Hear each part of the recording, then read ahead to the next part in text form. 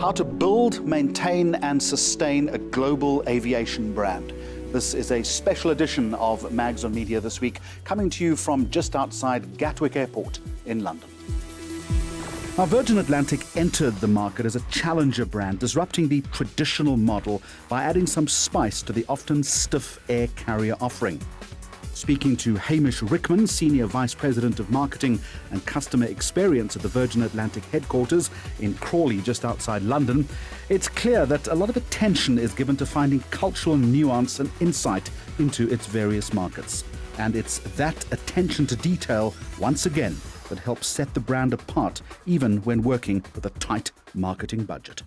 Hamish, just by way of context, before we actually start talking about the Virgin brand, set the scene for us. We're not really in an aircraft, are we? Where are we? We're in one of our training rigs, which are a critical part of our cabin crew training, and also double up as a nice opportunity for us to kind of do some filming on board. So, for instance, we've spent many a happy day in here shooting adverts, product videos, that kind of thing. I'm assuming that when you have a global brand like this, it's not a one-size-fits-all strategy. How do you manage a brand thread across so many different markets? We create a central vision for the brand, and then we rely on local markets to take that central vision and use local insights to adapt it to best suit their business requirements and best suit their audiences. What's a central vision in terms of brand development? How do you do that? We create a unique expression of the brand and a creative definition of the brand, which we then look to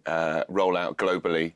And that can take a number of different forms. So, you know, the current brand platform is Let It Fly, and that's really an attitudinal-based encapsulation of what the brand stands for, which is, you know, life doesn't come to you, go to it, let it fly. So with that central sort of expression of the brand, we can then look to local markets to go, right, what does this mean for you? How do you want to express that? And how do you want to bring that to life in your market? 30 years, often when a brand finds itself in that position, 30 years signals maturation. It signals perhaps a little long in the teeth for other brands. Yet this brand that we're sitting in right now is an edgy brand. It's a challenger brand. It always has been. How do you take 30 years of brand pedigree and keep that edginess still alive? Is that important? Really important for us, and I think the big thing is never take anything for granted. So we are constantly looking to evolve, constantly looking at how we can be innovative, and I think that's demonstrated in the way that we market ourselves and in our product and in our experience. When I interviewed Sir Richard Branson in Johannesburg a couple of hours ago before he landed here in London, he was talking about the rule-breaking philosophy of the Virgin brand. Does that filter into your marketing approach? Did you say, well, you know, I've got to try and shake things up a bit here? Absolutely. So we don't have the biggest marketing funds, and we've got to make them work really hard. So everything that we do, we ensure that we are going to get maximum return for that, and it's how we can be innovative in the marketing space to get additional cut through and get additional value and ensure that we can continually fuel that sort of Virgin challenger spirit in everything that we do.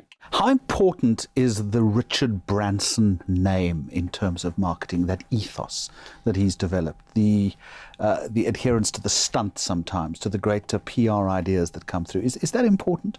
That has been really important for us, and it's established, you know, the powerful brand that we are today, and it's been a fundamental part of that. And, you know, going forward, we need to ensure that as a Virgin Atlantic brand that we can stand on our own 2 feet, and we continue to bring to life that sort of entrepreneurial spirit, but without necessarily the reliance on sort of Richard to appear in any of our marketing. Let's talk a little, if we can, about platforms that you use. And the one thing that I'm interested in is how important has digital marketing and social media marketing become in your space? All big aviation brands surely are moving in that direction. Oh, completely, yeah. So the last 2 campaigns that we ran had social at the heart of them. I think there are plenty of brands that just put out a load of clutter in the social space, and you know that can be really damaging. So we take great care to make sure that the way that we deliver activity and the way that we market in social is, you know, really true to what we stand for as a brand. We have a challenge in the sense that people fly us every 18 months, every 2 years on average. So, you know, people don't experience the brand on a daily basis like they do with plenty of other brands. So we need to make sure that we're engaging people through channels such as social in a way that represents what we stand for as a brand. You look at the last 2 campaigns that we did based on a key insight. One of them that everyone's got something they want to do one day, which was our one-day campaign. And we're a brand that can facilitate that, and that our attitude is all about getting people to go out there and do the thing they've always wanted to do. The other one, which was most recently, we ran a campaign around Get Out of Office, which is taking a simple insight that 1 in 3 people, certainly in the UK, don't take their full holiday allowance, and actually you're a better person when you've been away, when you're refreshed and you're ready to go. So we were championing the fact that people needed to get out of office, and we're a brand that can do that. So it's about conducting activity within the social channels that has a real purpose and meaning to it. And it's finding that rare insight. Yeah, it's finding that insight that's true to the customer and the audience you're going after, as well as true to the brand and authentic, because plenty of brands, run the risk of being very inauthentic in the social space, and that can lose you very quickly your customer base. And once you lose them in that social channel, they're hard to win back. So we're sitting in this training facility right now. I'm assuming a drinks trolley is not going to come down here, sadly. It's not going to happen, is it? Yeah, it can be arranged. Okay, thank you very much. Thank you very much. Thanks, Jeremy. Thank you for flying with us today.